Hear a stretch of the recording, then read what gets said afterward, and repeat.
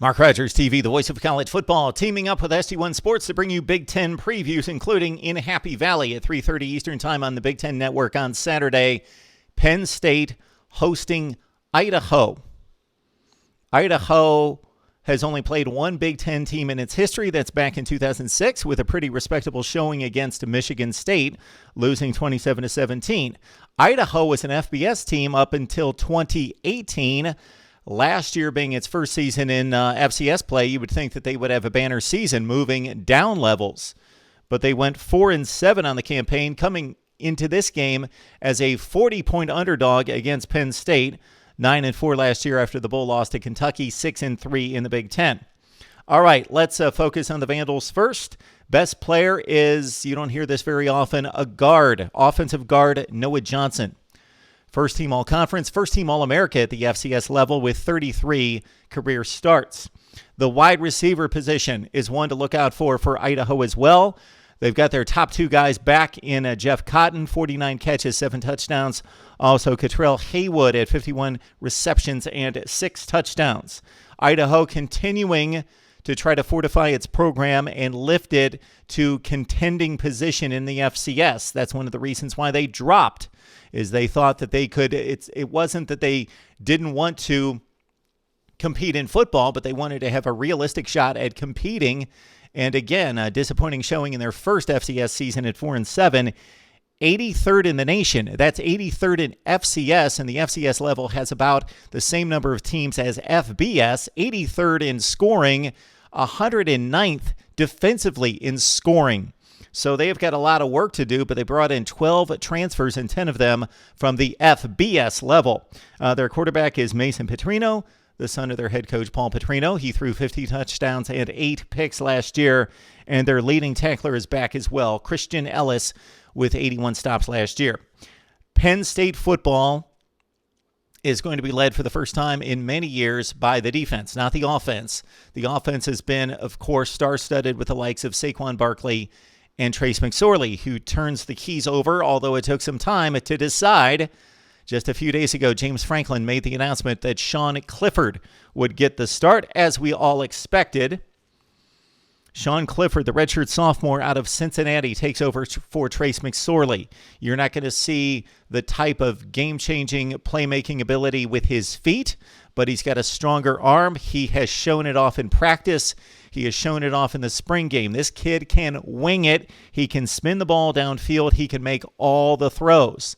He was also listed coming out of high school as a pro-style quarterback, but those lines to a certain extent are being blurred. This kid is definitely mobile. He can run, not at the Trace McSorley level, but certainly an arm talent upgrade at Penn State. But will he make the right decisions? Wide receiver play should be better for Penn State this season. It's been down. They had a lot of drops last season.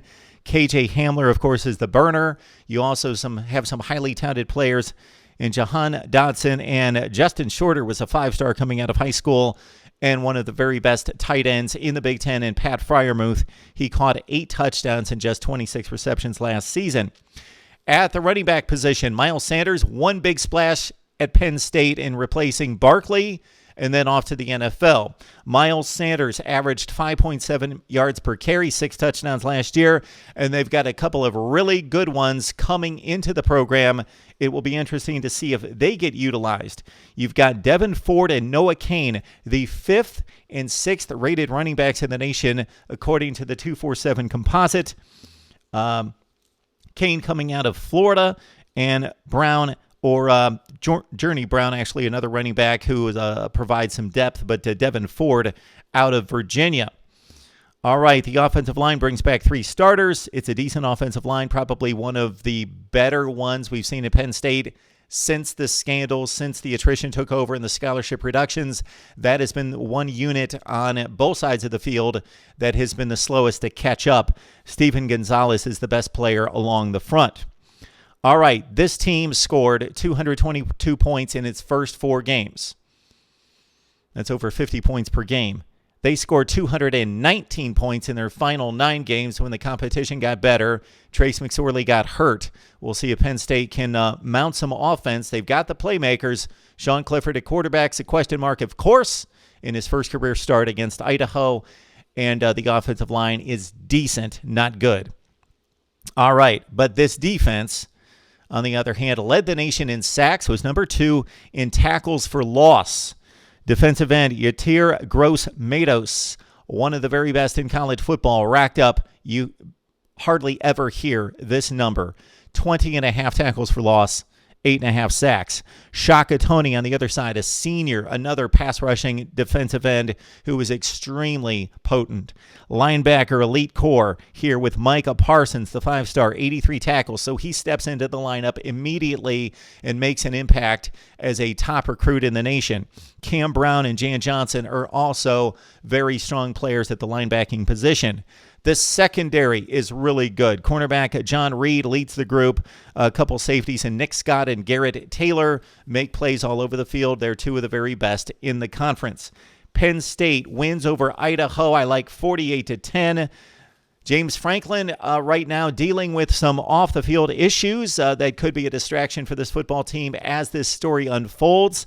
An ex-team physician is filing a lawsuit saying that James Franklin pressured players or pressured the doctors to clear players who were not medically ready to play in games over the past several seasons. So that's the Penn State story off the field. On the story, it starts on the field with Sean Clifford leading this offense and replacing Trace McSorley. 48-10, Penn State defeats Idaho. Our prediction here, more previews coming up on the Big Ten right here at SD1 Sports, Big Ten channel.